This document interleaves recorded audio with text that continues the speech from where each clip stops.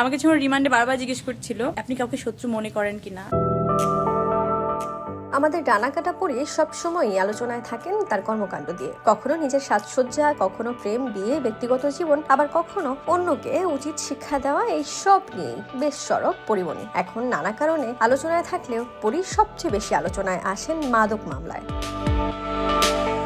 সম্প্রতি এক সাক্ষাৎকারে রিমান্ড প্রসঙ্গে পরিমণি বলেন, রিমান্ড একটা ফালতু জিনিস যেখানে মানুষকে ভয় দেখানোর জন্য বড় বড় ছবি লাগানো থাকে। মাদকদ্রব্য নিয়ন্ত্রণ আইনের মামলায় 3 দফায় মোট 7 দিন রিমান্ডে থাকেন এই অভিনেত্রী।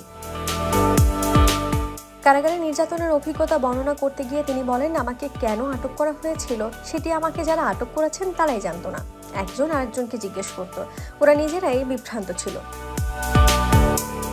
জেল থেকে মুক্তির পরপরই এই অভিজ্ঞতা নিয়ে তিনি লিখে ফেলেছেন একটি বই। ভবিষ্যতে তার ছেলে এই বইটি প্রকাশ করবে বলে জানান পরিমণি। পাশাপাশি বইয়ের গল্প থেকেই সিনেমা বানানোর ইঙ্গিত দেন এই অভিনেত্রী। পরি বলেন, জেলখানা নিয়ে আমি কোনোদিন কোনো কিছু বলিনি, বলতেও চাই না, কারণ সত্যিটা মানুষ জানলে আইনের উপর শ্রদ্ধা হারাবে।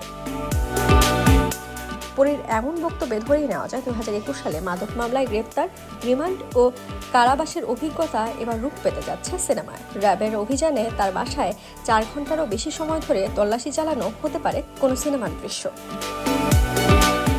Desk report, campus Times.